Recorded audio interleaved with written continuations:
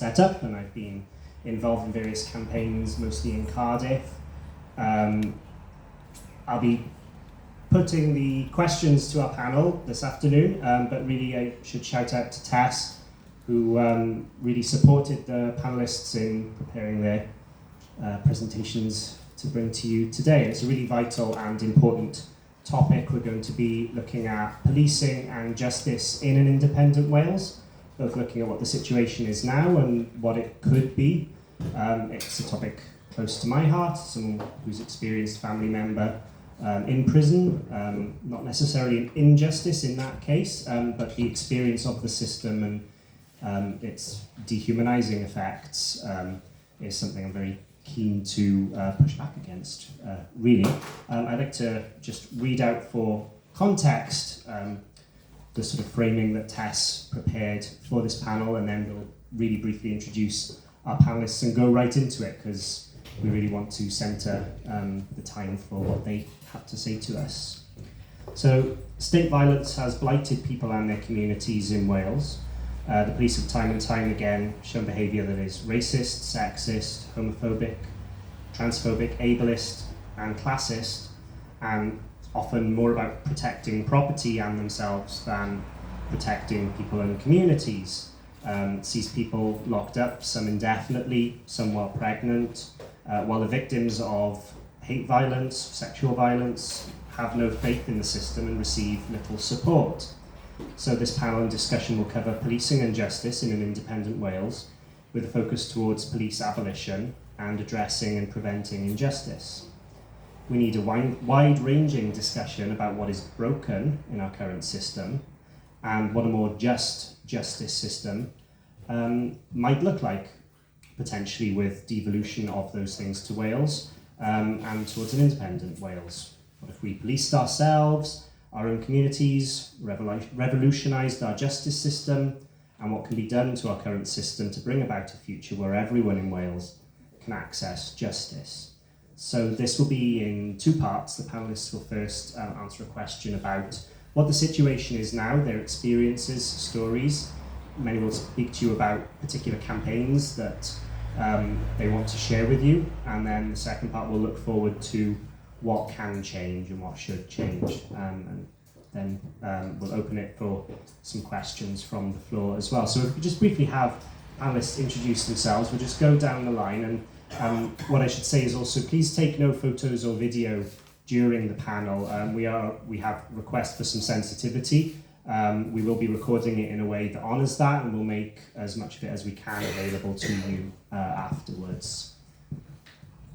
Thank you very much. You missed patriarchy off your list of things that are all wrong with the police. Hi everyone, my name's Kim. I am very lucky. I live next door to the Owain Glyndŵr, so when you rang me, Tess, to see where I was, I'm like, I'm only 2 minutes away. I work for a climate change organisation called 350.org as a communications director, and I'm also a town councillor in Machynlleth, which is a mixed bag. I'm here to talk about the spy cops, which is and particularly about the ongoing public inquiry into the spy cops, which has been dragging on now for the last 7-8 years or something, and about what the next steps are with respect to this kind of ongoing undercover policing.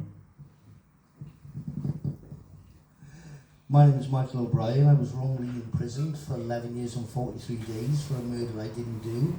I was known as one of the Cardiff Newsagent 3. I'm here to talk about how we can have accountability for the police, because there's been no accountability since the Guildford story broke in 1989. There's over 85,000 appeals, and not one police officer in Wales has ever been done for causing these deliberate miscarriages of justice. Hi, my name is Kirby Julian, and I'm one of the spokesmen for Justice for Cardiff 5. It's a case that I've been involved with for 33 years now, since the conviction of the original Cardiff 3. We've only just resurrected the Justice for Cardiff 5 campaign last year after Tony Parrish died. 3 of the 5 that were originally arrested are now dead, and have yet to see any accountability for their wrongful conviction. And I'm hoping that today we're able to unravel and unpack some of the reasons why we are where we are, and hopefully talk about how we move on from where we are to where we need to get to. Thank you. Hi everybody, my name's Camilla. I run the Free Sianda campaign. Sianda is my daughter who was convicted of a crime 4.5 years for GBH that she didn't commit. In fact, she was a victim of a vicious racial assault. We've been campaigning to overturn the conviction because the police did nothing to support Sianda when she explained her version of events. She was brutally beaten by 2 men twice her age. My daughter was 20 at the time, and a woman. This was in Brecon on the 25th of May 2019. Now we've gone through various, kind of the judicial process, which doesn't work for people like us, doesn't work for the ordinary working class. I'm happy to kind of share for you more about the story. However, we are now looking to champion an open letter, which we're demanding a review of all Welsh police forces, because it's not just the Met that is institutionally racist. The Welsh police are as well, and they need to be held accountable. So I'll be speaking to you more about that. Thank you. Hi, shwmai. Cadi Siôn I fi. Wy'n yma byddai'n siarad yn mwy benodol am y safiad yn archaidd yn erbyn carchardai a'r heddlu a'r beirniadaeth sydd gyda ni fel y mudiad yn archaidd. Byddai'n siarad o'n nodiadau fi nawr flaen. Byddai'n siarad yn mwy benodol hefyd am bwydau yn archaidd y bu yn erbyn estyniad i'r system garchar yng Nghymru dros y 10 mlynedd diwethaf, yr ymgyrchoedd a gafwyd, ac mwy benodol ges I gwahodd hefyd I falle I siarad am y sefyllfa bresennol o ran carcharu cyrff pobl traws ac aneuaidd yn y system garchar, a ran mae hon wedi chwarae yn yr hyn a elwyd yr ryfeloedd diwylliant a'r ffordd mae hyn yn ymysodiad strategol a'r lleiafrif arall o fewn ein cymdeithas.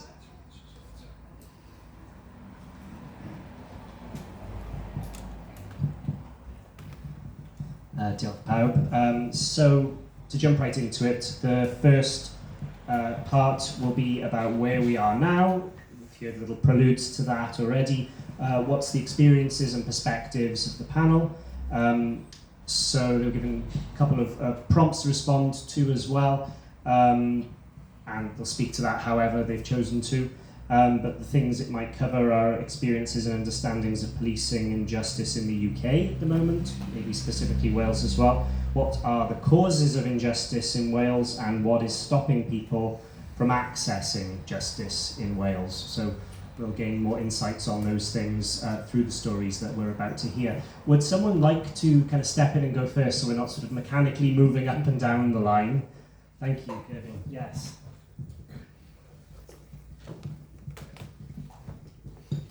Okay, so I'm wondering how many of you, by a show of hands, are fully aware of the Cardiff 5 case or the Cardiff 3, just by a show of hands. If you could just show me. Okay, so not many of you. Okay, so it's important that we try to lay down the landscape so that you get an understanding of how we got to where we are. So on the 14th of February 1988, a young white lady was brutally, horrifically murdered in the locality of a predominantly black community. Most people know as Tiger Bay or the Docks or Butetown, Cardiff. And immediately after her death, her horrific murder, a white man was seen on the steps, apparently with blood on his hands, crying into his hands, etc. John Stalker, the then chief of police, went on national UK TV, Crime Watch UK, with a photo fit and a profile of the individual that they were looking for. And for 10 months, they were looking for this particular individual. After 10 months, for whatever reason, and we believe that the emergence of Cardiff Bay Development Corporation, which was brought into the area to research the community, to bring in business from outside, to bring in the conglomerates, and to invite big business down into that area, were quite keen to get the case over and done with, simply because it was actually holding back companies from actually moving their businesses into the locality. So after 10 months, with a photo fit of a white man who they were looking for, and just imagine my hand is the white man that they're looking for. You can't see his picture, but just pretend that you can. After 10 months, the police went into the local community and arrested 3,000 black men. For 10 months, they were looking for one white man. After 10 months, they walked into the community and they arrested over 3,000 black men. Brought them into the police station, interviewed them, arrested them, and eventually whittled them down to 5. Now, those 5 men, and I need you to understand this, and I'm going to try not to take too much time, but I need to paint that picture because you need to understand this. I don't know how many of you live in this particular area, but wherever you live, you would have an acquaintance, you will have a knowledge, an association, maybe even a semi-relationship with somebody that lives next door, somebody that lives 5 doors down, somebody that lives in the next street. That's what communities are. But you wouldn't go to a pub together and have a drink. That's not your relationship, that's not your friendship. So I couldn't understand how they put those 5 people together, because none of them were friends. The 2 Actie brothers didn't like each other, and even during the trial, a police officer, a security officer had to be put between them to stop them fighting against each other. They were not even friends. I knew that Tony Paris and John Actie didn't get on. I knew that Yusuf and John Actie didn't get on. And Stephen Miller was only friendly with John Actie. So the 5 together just didn't fit. They interviewed the 5 based on eyewitness statements given by 2 prostitutes and a couple of individuals who apparently lived in the location where Lynette was murdered. It was a house that was used for them to bring their punters to. She was a street girl, and we don't want to dehumanize her by just referring to her as a prostitute, as the media has often done, because she was a young girl who was trying to find a way to live. And that needs to be remembered and honoured. And we don't want to demean that in any way. So that's what she did for a living, that's how she lived, and that house is what they did in that particular property. It wasn't a property that was known to us who lived in the locality, as that's what went on there. It wasn't a house that we went to. There would have been no reason for those 5 boys to go to the house. But they used these statements to then interview Stephen Miller, who was then referred to have had the mindset of a 9-year-old. He was very backward in his mentality, without trying to disrespect him too much. But he was coerced into trying to give a statement that would convict the other 4. And in order to do so, what they did was they unlawfully, which was found during the appeal case, they unlawfully interviewed him for a number of hours without a break, and continually shoved photographs in his face of a... she was almost decapitated. She was stabbed over 50 times. She was stabbed, her throat was cut, she had stab wounds all over her breasts and her body, etc. And bearing in mind that they had saliva, they had semen, and they had a perfect palm print in blood on the wallpaper of the room where she was murdered. That didn't fit any of the 5. The 5 was still, 3 was found guilty and 2 was acquitted. We then launched the appeal in 1990, and the evidence that was, or the interview tapes that was used to convict the 5 was found to be unlawful. Now, there are a lot of questions that people may have, because it wasn't just the 5 boys that were held up in court. The community was also held up in court. And I'll reiterate, 3,000 young men from that community were originally arrested before they whittled it down to the 5. So the whole community had been disrupted by this. The whole community was being held up by this. And Lord Alpha, who was the prosecutor at the time, his opening statement was, "These people carry knives like we carry handkerchiefs." That was his opening statement. which was then prejudicial to a community where violence was practically non-existent.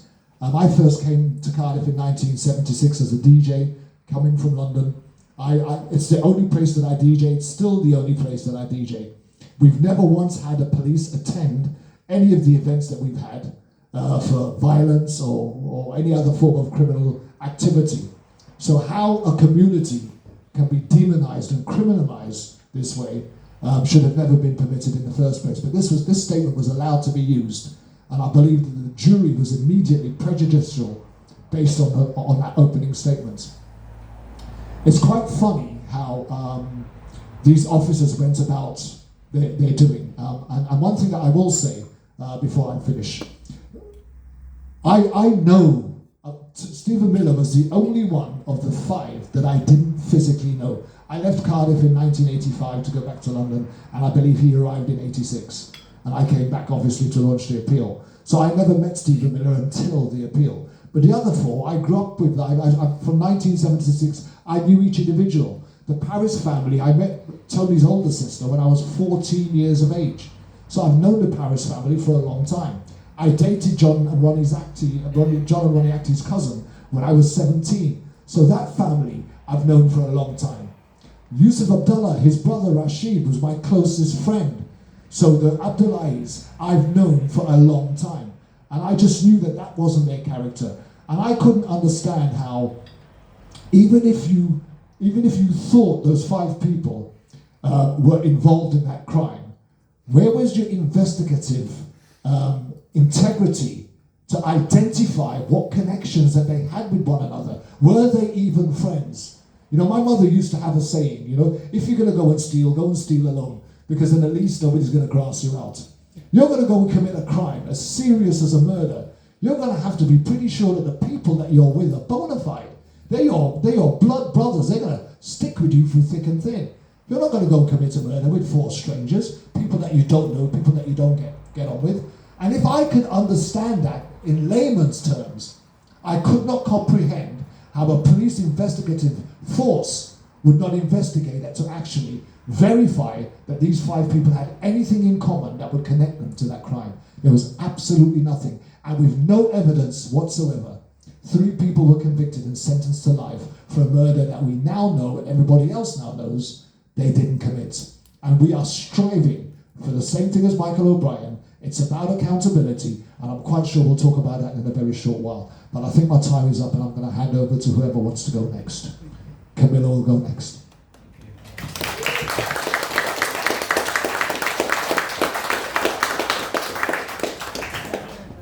Okay, everyone. So, as I said before, my name's Camilla. I run the Free Sianda campaign.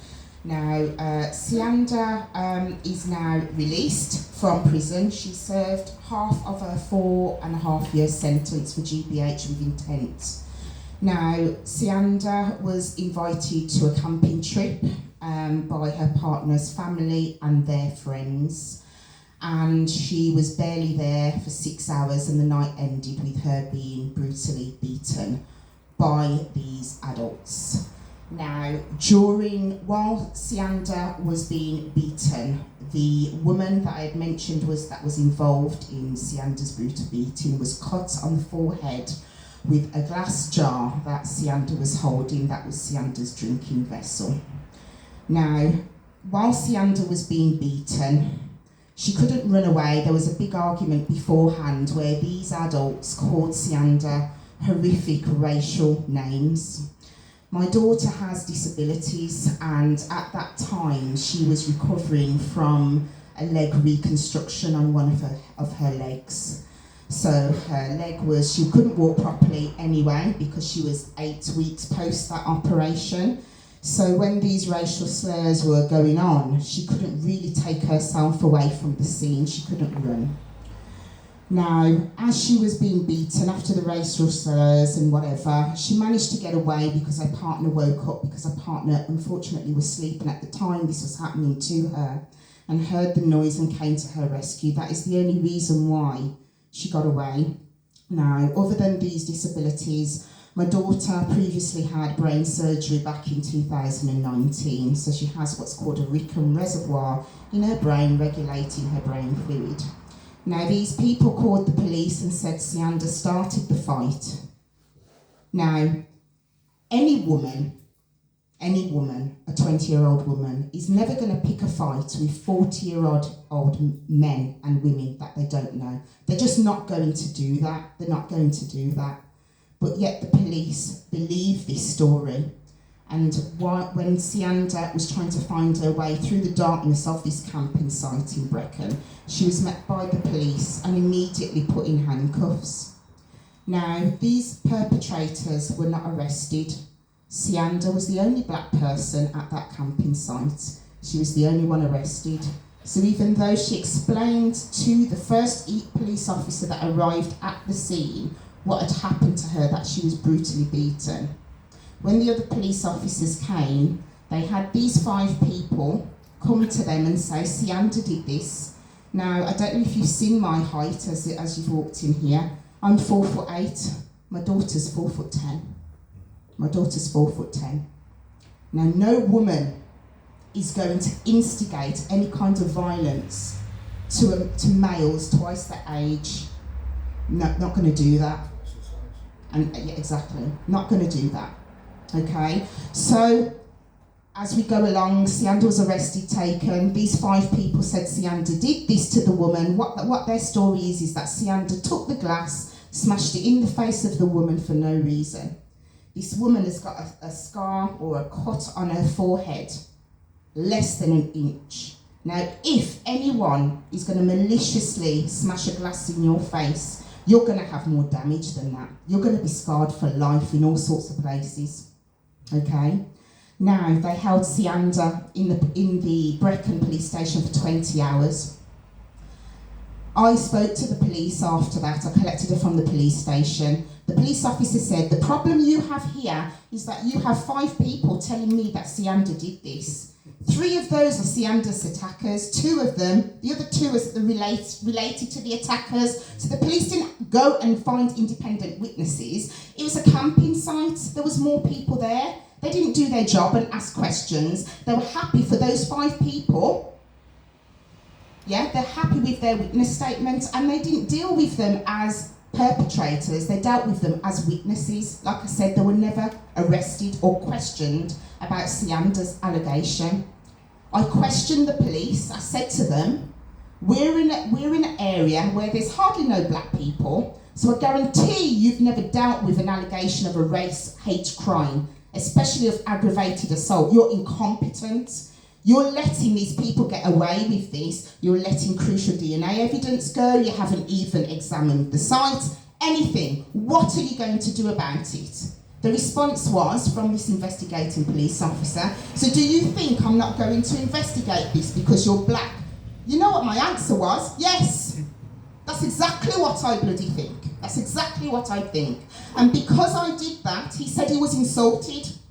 He said he was insulted that I said that. I said, my daughter's battered and bruised. She's still recovering.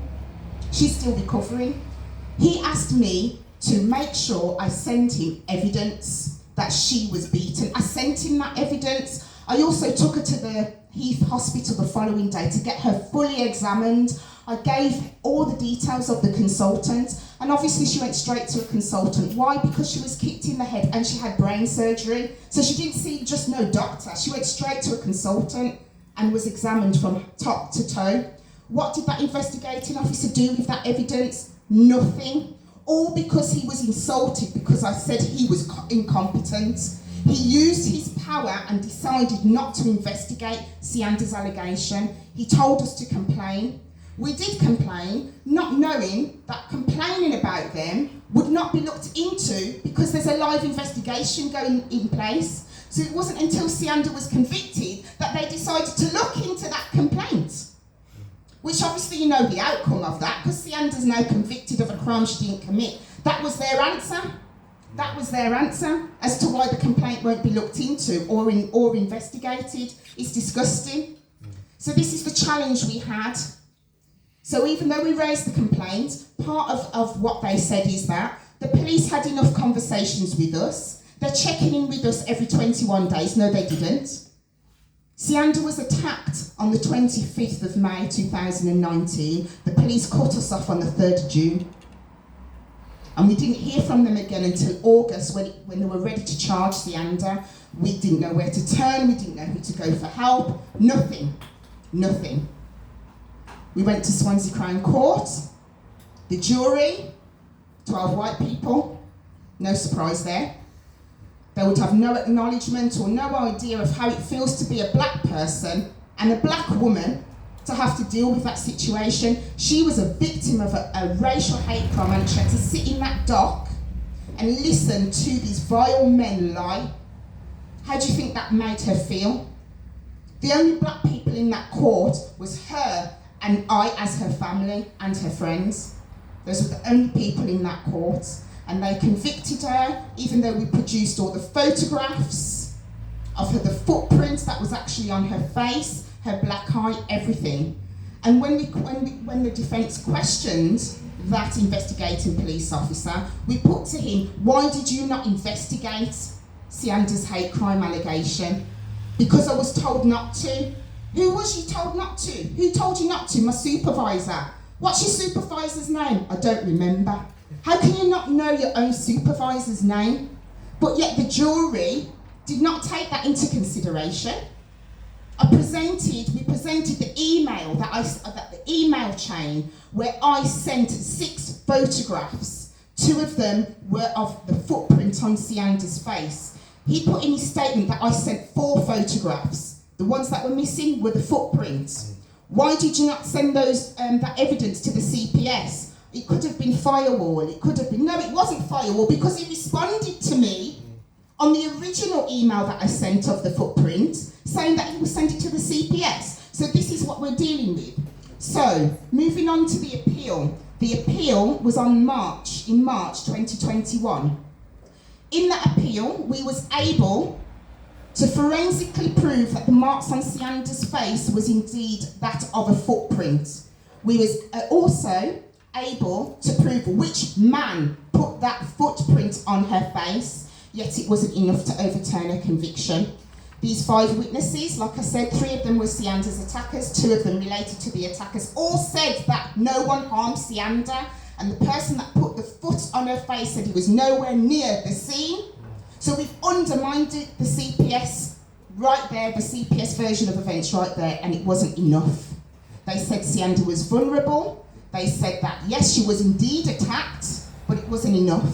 So we are challenging Dyfed-Powys Police to investigate the perjury of the 5 CPS witnesses. As you can imagine, it's hard work because they want to sit on their backside and do nothing. And this is why we are doing the open letter. We're asking for all Welsh police forces to have a cases-style review because they're all institutionally racist. And the reason why they did this to Sianda is because they're racist. They didn't want to put in the work. I gave them half the work to do that and to solve the case and to prove Sianda's innocence, and they chose not to do that. And this is why, I'm here fighting to overturn a conviction. We're halfway there. And as you realise, it's very hard for a black person, once they're convicted of a crime that they didn't commit, to overturn it.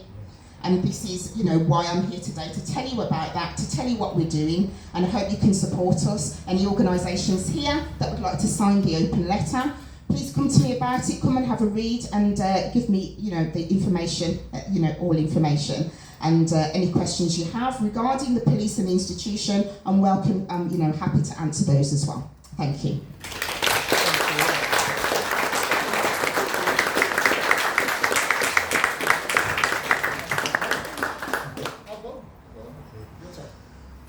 Right, I was convicted in 1987 of the murder of a Cardiff newsagent with my 2 co-accused, Ellis Sherwood and Darren Hall.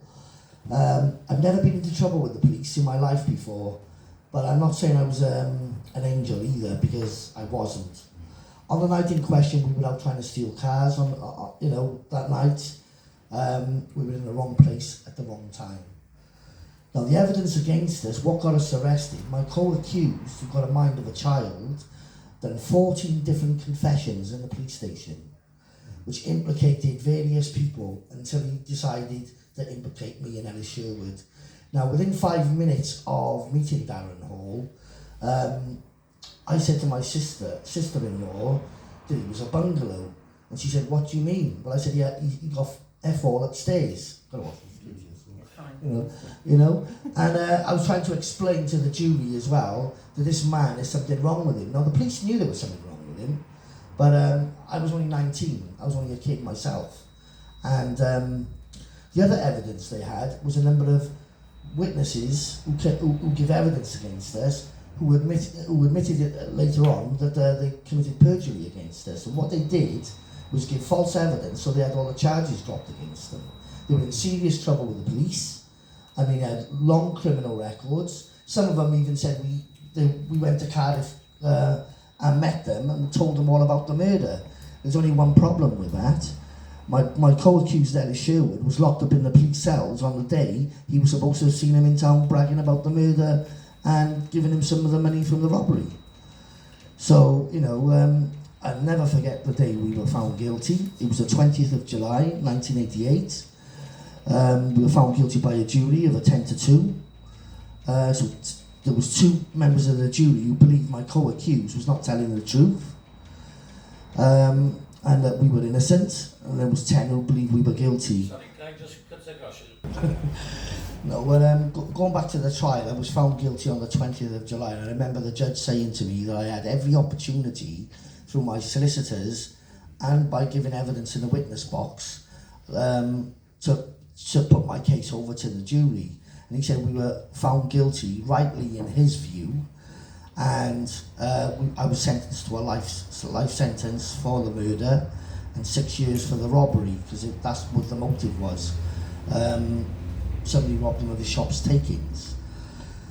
As you can imagine, being like only 19 years of age, I was shot to pieces. I just never believed that innocent people go to prison. I was just thinking they've made a mistake, they've got it wrong. There was a crucial bit of evidence from a police officer as well, I forgot to mention, which is very important.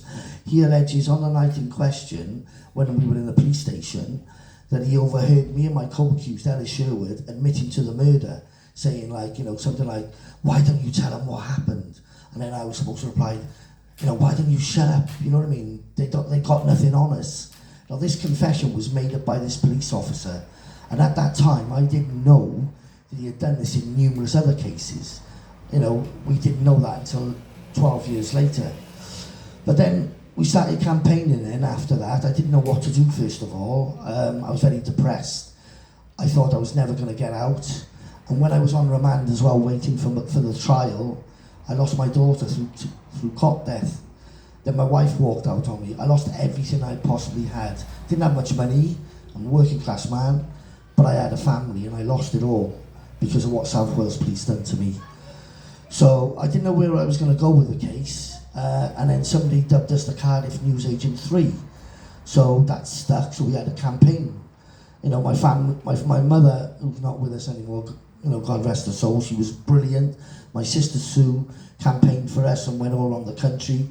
Then the BBC got involved, and this is where the Week In, Week Out programme, which is the Welsh Panorama, all the witnesses went on national television and admitted they committed perjury to get us wrongfully convicted.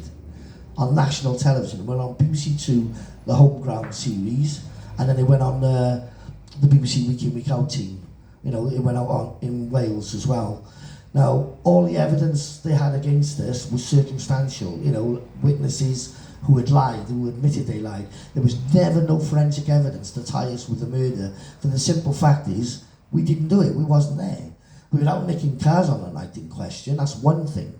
But committing murder, no way. We had nothing to do with that. So the BBC aired it in 1996, and there was a new body called the Criminal Cases Review Commission, which was set up to look at miscarriages of justices. So ours was one of the first cases which was referred back to the Court of Appeal in 1998. We had an outside police force who come in to investigate the case, and I was a bit upset about that because I didn't trust any police officers, not one of them. Well, why should I? But to my surprise, they did actually say everything I said in the police station. I was handcuffed to the hot radiators for long periods of time. I was denied access to my lawyers.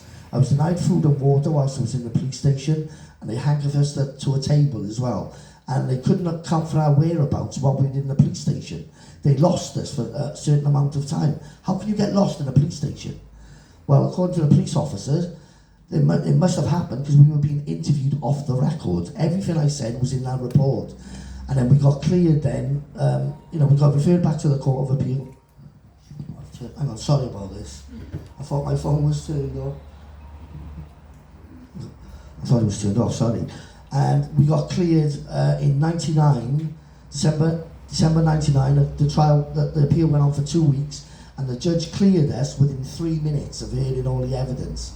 3 minutes it took them to say that we were not guilty. And then, I remember being released from Gartree prison on bail, first of all, before the appeal come up. My son come to, I had a 1-year-old son when I went into prison, and he come out to greet me. There was press everywhere. I just didn't know what to do. Then we had to wait a year then for the appeal. We got cleared, and then the depression started. I thought, how am I going to rebuild my life? Because it had such an impact on me, the miscarriage of justice. I didn't think I was going to recover from it. But the one thing I did learn in prison was how to survive. And I was diagnosed with post-traumatic stress disorder. I was diagnosed as one of the worst persons in the country who've suffered a miscarriage of justice with PTSD. I was off the Richter scale. I was angry. And I remember being on the Court of Appeal steps saying to South Wales Police, I'm going to be your worst effing nightmare. You know what I mean? Because I was so angry at what they did. And I started campaigning for the judicial inquiry, and this is where we are today. I've been campaigning for now since 1987. It's just 36 years to get justice for everybody, because it's not just my case. There's the Cardiff 5. There's all the ones which are on the board downstairs. There's so many to mention. The Darvel brothers. We could go on and on. Like Guy Morris as well, I believe, is innocent. I've tried to rebuild my life, and I'm glad to say that I have come to a point in my life now that I've managed to rebuild it to such a degree, because I wasn't going to let them buggers destroy my life any more than what they already done. And I thought the best way to get back at them was make a success of my life. And this is what I've achieved so far since I've been out. I've gone to university to study law. I got my A-levels in law. I'm a qualified TV and radio presenter. I've done all these things which I wouldn't have done before. I wrote 8 books. The first 2 books I wrote, The Death of Justice and The Dossier, and Prisons Exposed, I won 4 international awards for them books, and yet I couldn't read or write when I was in prison. I studied law when I was in prison. I took 2 Home Secretaries to court when I was in prison as well. I had Michael Howard and Jack Straw. Fantastic. The 2 of them, to get 1 is amazing, but 2, and it was to do with access to journalists. They banned the journalists from reporting on my case, saying they had to sign a disclaimer they wouldn't say anything. I went, Article 10, freedom of speech, I'll see you in court. So I did do that. I won the first round at the High Court. That was Michael Howard. And then Tony Blair's government got in then. I won the first round. Then Jack Straw was the Home Secretary. He appealed against it and he won. So I thought, right then, I got the House of Lords. So I went to the House of Lords, and 5 law lords, I made legal history. And they said I could have access to journalists. And although I was out on bail, it was okay for all the other prisoners, because they could have journalists now. So everything was getting exposed by what was going on in the prisons, the beatings, the racism, and stuff like that. So, some good come out of my wrongful imprisonment, and, I'm in a good place right now. I gotta be fair. A few years ago, I lost my son, a second child, to a genetic disorder. The hospital were negligent, the Heath Hospital. I successfully sued them and wrote a book about my son called Dylan's Story of Father's Journey. And I set up a charity in aid of my son. Unfortunately, COVID did take us in the end because I couldn't sustain it. But I've always tried to turn a negative into a positive. And that's what I've tried to do. And this is what we're trying to do today. I'm going to leave it there because there's so much I could talk to you about. I could be here all day. And it's not fair you know, to go on and on. But all I can say is, South Wales Police want to fight. They've picked on the right man to have a fight, because 37 years will be coming up to next year, and I want the real person's caught for this particular crime in all of them. And justice will come about for all of us. Thank you very much.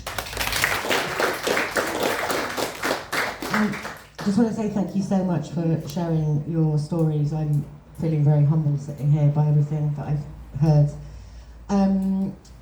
So I've been a kind of social and climate justice activist for a long time, as long as I can remember. And in 2010 found out that somebody who was a very close friend, I sort of, not a brother exactly, but I lived in his house, etc., was an undercover officer. And it was a really devastating moment. It was like being punched in the teeth. I didn't actually believe it. I was like, what? And then when I found out, I rang him up immediately, and obviously he didn't answer the phone, but I was in total disbelief, imagining that he had spent so much time with us as political campaigners that he must have turned over to our side and have left the police. But he hadn't. And how we found out that he was an undercover police officer was really just a sheer coincidence. But the ramifications of it have been really, really significant for the UK political movement. So my friend was his partner. They'd been together for 7 years, and they were coming back from holiday, and they were getting a ferry back, and then he'd gone to the toilet, and she just opened the glove box to get the passports out, and then she noticed that his passport, the surname in his passport wasn't Mark Stone, as we all knew him, but his surname was Mark Kennedy.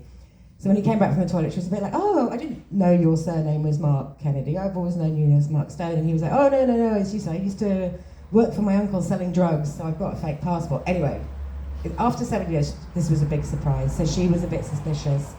She told a couple of other friends about it, and they looked into it, and they found his birth certificate for one of his children. And she also didn't know he had children, so also suspicions were further aroused. But on the birth certificate of the kid, it listed his occupation as police officer. So everyone was very surprised, still giving him the benefit of the doubt, invited him to a meeting and presented him with this evidence, and he just got up and ran out. And the next time we saw him, he was on television going, I have and always will be an officer of the Metropolitan Police. And he, obviously this was huge. My friend who'd been with him for 7 years was absolutely devastated. Various other people had relationships with him. He was a very, very close friend. And it was an extraordinary thing because I remember we were doing these talks around the UK and Ireland about the G8 summit that was held in Gleneagles in 2005, and the great plan was to blockade it and stuff, and we had this map which we'd drawn on it where we thought the blockade should be. And we were coming back from Ireland on the ferry in his car, and I was really worried about being searched by the police, so I sat and ate the map. And I've always thought, what a bastard, why didn't he just, he knew he was an undercover police officer, why did he sit there and let me eat a map? Anyway, that's beside the point. So after all this happened, a couple of other women had realised that people that they'd been in relationships with had disappeared suddenly, and this is what they tended to do. They'd feign some mental health problem, and then they'd disappear, and the woman would never see them again. And so suspicions were aroused. There was more and more people that we were identifying from the political movement that I'd been in, which was kind of more the climate activism, anti-capitalist movement. And then something seismic happened, and this guy called Peter Francis, who was an undercover police officer, came out into the open as a whistleblower. He had been sent as an undercover officer to spy on Stephen Lawrence's family. And so Stephen Lawrence was a black teenager who was stabbed to death in London, and his murder was entirely covered up. It was absolutely horrific. Anyway, his family and friends launched a campaign for justice for Stephen Lawrence. And Peter Francis was sent to spy specifically on Doreen Lawrence, who's Stephen Lawrence's mother, and he was told to dish out whatever dirt he could on this woman. And when he came out, as a whistleblower, he said, I was sent to spy on this woman who was the most dignified, most incredible woman I'd ever met, and it basically gave him a huge depression, post-traumatic stress from this deployment. So when he came out, he was basically like, look, this has been going on since 1968. They've spied on every single political movement that's ever existed, including nationalist movements, trade unionists, gay rights activists, human rights activists, you name it, it was spied on anything. These campaigns here, you know, they would have been spied on. I mean, when you told me in the Cardiff 5 before, I wouldn't be surprised if at some point there wasn't an undercover officer in it. And the other thing to say is they didn't just spy, they weren't just intelligence gathering, they were also agent provocateurs. Mark Kennedy asked me on 2 occasions to commit criminal activity with him, and on both occasions I refused to because of various circumstances, but people did. There's Bob Lambert, who is one of the undercover officers who was most focused on spying on the animal rights movement. He encouraged an action where they burnt down the Debenhams, and 2 people served 9 years in prison for it, and it was his idea to burn down the Debenhams. So, like, the scale of this is absolutely massive, and it doesn't just go in the public inquiry. So after all this has been exposed, finally there's a decision taken to have a public inquiry into it. And to be honest, if they say have a public inquiry into something, it really is, you know, it's just a massive way of stalling. It's been going on for ages and ages, and it keeps getting bigger and bigger. The police have shredded all the papers, and it's been really difficult because one of the things the police did was go and shred a load of documents. There's huge swathes of stuff missing. Some of us have got our files. I've got some of my files, and the level of personal detail is huge. They were not just spying on me, on my family. They've got details about all my sexual partners, my habits. Because one of the things that they would do is when they send in an officer to spy on you is they mirror you. So Mark was like really into the same music as I was into, and he thought the political things we were doing were really amazing. So obviously I was like, oh great, I want to be friends with this guy who thinks I'm so interesting. So it's, you know, it's a huge, huge thing. But in this public inquiry, what I find quite fascinating is all these people that didn't really have anything to do with each other. Like, I never had anything to do with the Lawrence family or the John Menezes, the Brazilian guy that was shot dead in the underground. We didn't have anything to do with each other, and now we're all part of this public inquiry against the police force, and that has created it's complicated, but it's created a really, really strong link between progressive organisations. Also very interesting in the public inquiry, one of the categories of people is the wives and girlfriends of the undercover officers, because they did not know that their husbands and their boyfriends were being allowed essentially to have sex with other women, and a lot of those relationships have broken down. I think there's been 5 children born to undercover officers where the partners did not know that the father was an undercover police officer. So, I mean, it's had like these huge implications. Anyway, these wives and girlfriends have written to the women who have been manipulated and deceived into sexual relationships to show solidarity with them and to say that, to offer their expression of like, you're going through this and we're also going through this. And then I'm going to say something quite controversial now, which not everyone agrees with me at all, but I also think quite a number of the police officers themselves are victims, because they sent these guys in to deep, deep deployment and infiltration over like 7-year periods of time. Like, it wasn't just go and do 6 months and come out. It was, you have an entire life. You're expected to have a partner, etc. And then they were just taken off duty and told to go back to their office desks and not given any kind of support. And I'm not going to start campaigning for support for them, but I do get that, like, this is such a systemic problem right from the top. And it's just like, it's insane in terms of how they treated people, how they treated women, what they assumed they could do, how they use sex as a weapon against us. You know, it's when I try and tell people about it, often people look at me like, oh, is she making this up? Is she really crazy? Because it is like, I could talk about it for ages, and I could listen to all of your stories for ages, but it does go on and on and on, the level of deception. Anyway, thank you very much.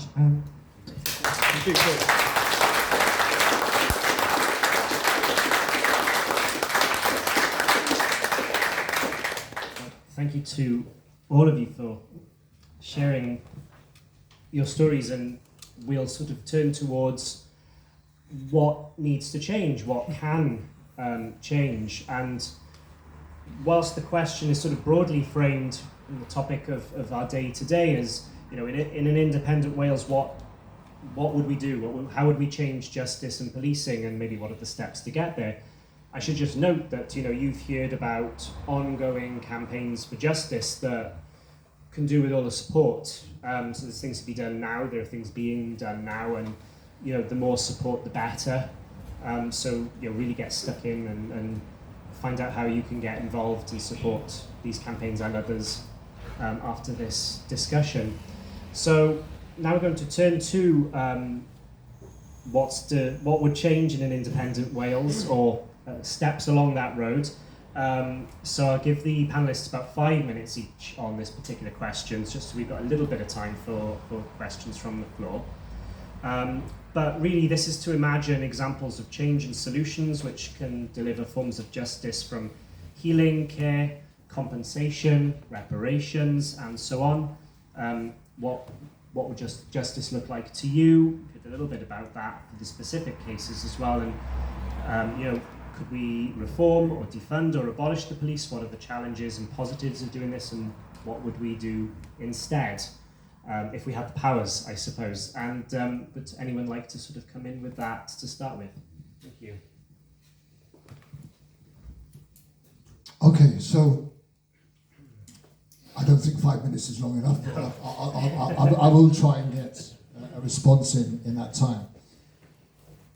Shortly after the Cardiff 3 were convicted, we did 2 panoramas and 1 black bag, which was on Channel 4. Since then, we've done 13 episodes of Shreds, which is the podcast. We've done The Killing in Tiger Bay, and we've done Lynette White's Murder in the Bay. Every single one of these TV shows and podcasts, etc., proved the innocence in a very short investigative time that these guys were actually innocent. And that's in effect doing the job of the police. It should not take the media or a general campaign to prove the innocence of someone who did not commit a crime. That is the job solely of our police force. So let me briefly tell you what I think should change. We often talk about where change starts. Well, for me, as far as the police force is concerned, change starts at the very top. The whole way that the chiefs of police, those that are in force, those that implement the rules, the regulations, the principles, and the standard operating processes that these officers have to work under, that's where the change needs to start. Because unless you change it there, what these guys are coming into is a repetitive system that continually victimizes people of race, color, gender, sex, you name it, because it starts at the top. Bearing in mind, right, and I know we've only got 5 minutes, bearing in mind all the evidence that they had against, or the lack of evidence that they had against the Cardiff 5, right, they were still allowed to go ahead with a prosecution. That's someone at the top, because the local police officers don't make that decision. They prepare the report, they prepare the case. Even if they illegally obtained it, it's irrelevant. But somebody else has to oversee it. Somebody else has to sign it off. Somebody else has to say, it's okay for us to go ahead. And that doesn't start at the bottom. That starts at the very top. And until you change the mentality and the attitude of those that are making those decisions, that are bringing about the recruitment process, so that if you are going to maintain a police force, a relevant police force, those officers that are being recruited are actually being recruited with the right mentality, the right attitude, the right processes to work with. I mean, if you're a carpenter, would you really want to go and do your job with a plumber's tools? You wouldn't. If you're a plumber, would you want a saw and a chisel to go and change a sink tube? The police are being given the wrong tools to do the job, and that doesn't come from them. And I'm not trying to excuse them or validate them in any shape or form, because as an individual, if you go into a workplace and you're not satisfied with the tools that you're working with, you have a right to complain and say, I haven't got the tools to do my job. But failing that, those at the very top, the ones that make the decisions, is where that thing has to start. We now have the Crown Prosecution Service, who weren't about when the Cardiff 5 were first investigated, but are about now. And so therefore they've got a tremendous weight on their hands, because they're the ones that says whether or not a case gets put forward. They have to also be held accountable. We can't just hold the police accountable without holding them accountable. Because yes, the police might bring about a case and it might be a false case, but who's looking at this evidence and saying, that just don't add up to me?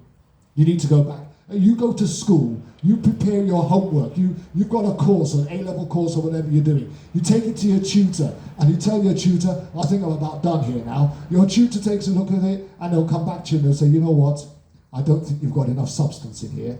You need to beef this up a bit, or you need to beef that up a bit. And you've got to go, otherwise you're not going to pass your grade. Well, you're talking about one of the most single important roles you play in a community or a society. There is some responsibility for deciding whether somebody goes to jail or not, and yet you have a failing process that doesn't accomplish anything at all. So if the question's being asked, the change starts at the top. And we need the superintendents, we need the chiefs of police, we need all of these guys to have a different level of understanding and training so that they can implement proper processes that are relevant to today's current standard of living in society. Thank you.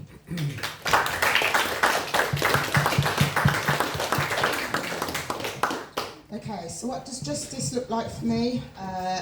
As far as my daughter Sianda's concerned, for the police to own up and actually do their bloody job, yeah, and you know, and do what they were supposed to do, investigate Sianda's allegation. I can't even call it an allegation. She was beaten, and it was a racist attack that she suffered. There's no question about that. So justice for me is the police to admit they're at fault and that they're going to put it right. But it's not going to happen, is it? It's not going to happen because, as was previously mentioned, the police are doing exactly what they're designed to do, and is to oppress people like us and to oppress the working class, and they follow orders. You know, in relation to the following question in independent Wales, I suppose I can put to you, as far as the Met Police were concerned, how many times did they deny or refuse to say that they were institutionally racist until the KC Review did a deep dive and pulled out all these things? So pulled out more than the McPherson report pulled. So not only are they still institutionally racist, they're misogynistic, they're transphobic and the like. And that's what it took for the police to be shown as that, even though they're in denial. Yeah, and they've not accepted it. However, something similar needs to be happening to Welsh police forces. Now, I've spoken to two PCCs, that of Gwent Police and that of Dyfed-Powys Police, and I still don't know what the rats behind they do and what they get paid for. I really don't. Yeah, I don't understand. They get paid six-figure salaries in South Wales, and I think £88,000 in Dyfed-Powys Police, something like that. And I still don't understand what they do, the Police Crime Commissioner. Now, they are supposed to hold the Chief of Police, the Chief Police Officer accountable, but they cannot interfere in the operation of the police. Who's policing the police? Who's policing the police? It's not IOPC. They're made up of 49% of ex-police officers. Who are they policing? They're not. They're not doing that. Yeah? They are made to be able to police themselves. When you send a complaint, they police themselves. There's nothing independent challenging what they do. If you're thinking of an independent Wales, they need to be policed by the community they are supposed to flaming serve, and they need to be accountable to them. You know, my opinion is that it needs to be broken up. Yeah, it does need to be broken up, and it needs to be reformed. As Kervin said, it has to be from the top. You know, my belief in the Police Crime Commissioner is failed because obviously the talks that I've had with them, and they do sod all, they do nothing, they pretend to listen but don't have enough power to challenge their own Chief of Police. It's ridiculous. And as Kervin said, you know, when unfortunately you're embroiled in a police investigation and they send it to the CPS are only going to be looking at if you are going to get convicted. What's the likelihood they're going to get convicted? Because it's the crime, you're spending taxpayers' money. They're not actually looking at both sides, they're not doing that. They're taking what the police have sent to them. When you hit the court, the court is protecting the CPS. The judge will never put down a CPS prosecution barrister. They will not. They will only challenge the defence. Yeah? So it's about kind of breaking these institutions apart so they're accountable separately. And that's how I see, and that's how that's how I would like it to be.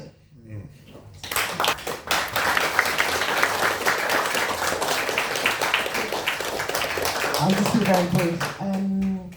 I think it's interesting the point you were making about it's at the top, because we've got this. I've got several running court cases, but after that Metropolitan Police report came out saying how bad the Metropolitan Police was, they've obviously decided to try and clean up their image. So one of the things that they want to do is prosecute Mark Kennedy specifically. So they'd always said that they weren't ever going to prosecute any of the undercover cops, and now they're saying, oh, we're going to go for Mark Kennedy because it's an easy fruit to hang. And we're kind of there's a bit of an internal debate within the campaign, because I personally don't want to be involved in a whitewashing exercise of the Metropolitan Police, of them trying to clean up their image. And when I said to this detective that was interviewing me, and it was very, very weird suddenly having the police being on your side, I've never experienced that before, I was like, why? But surely we need to go for the people at the top. Like Mark he's just the foot soldier and all of this. You know, it's the people at the top that made the decision that he could go and do this. And they're like, well, we think if we get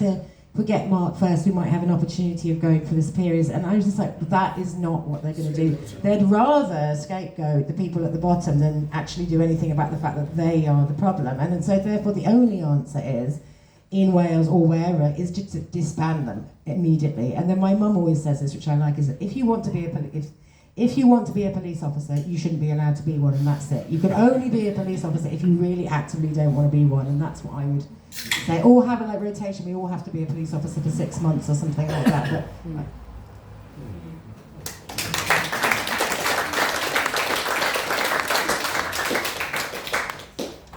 I think the first thing I would call for is devolution. That's the first thing for starters. I think that's number one on my list.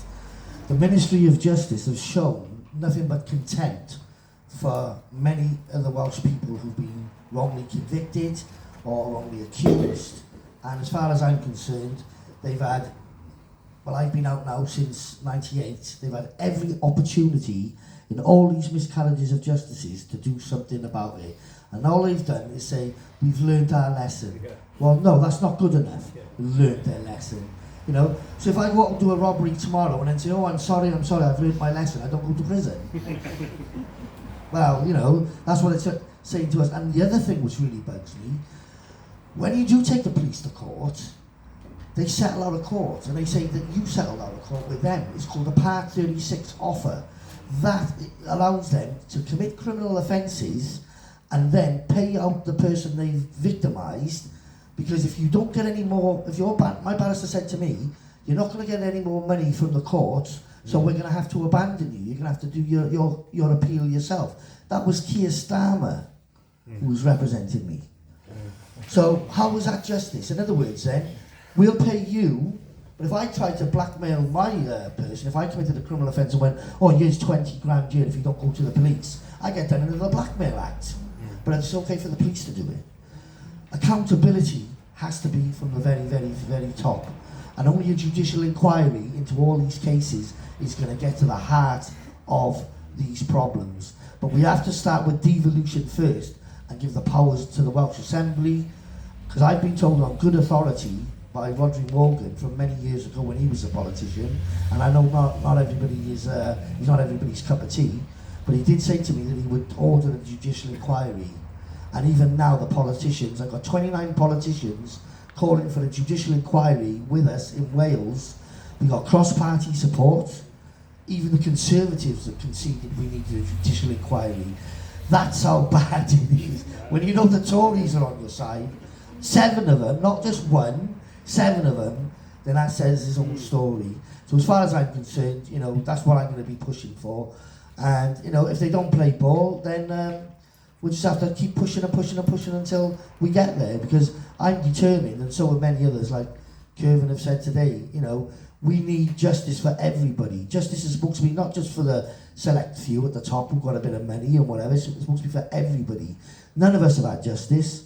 Compensation they give me for from the Home Office. I've got to tell you this because it's quite funny in some respect. They charged me £38,000 for my stay in prison. How the hell did you come about with that thing when they don't even charge guilty people for spending time in prison. But they deducted it, saying I was for your food and water. Like as if I wanted to go there, like, you know. And I said to the Sun newspaper, who I don't normally speak to, and I was very, very facetious with them. I said, if I would have known, I'd had some dolly birds and some fish and chips and all that. Then they went and printed it the next day in the bloody paper. I went, you dull bastards. You know what I mean? I said, what's the matter with you, like, you know? But going back to the real issue, we need accountability, and that's what we're fighting for today, and that's what we're going to get it. Because no matter what, things are changing, and things are going to change. We're going to bring about that change, and together, in unity, whether it's an independent Wales, whether we get devolution, it's going to happen. It's got to happen. Thank you very much.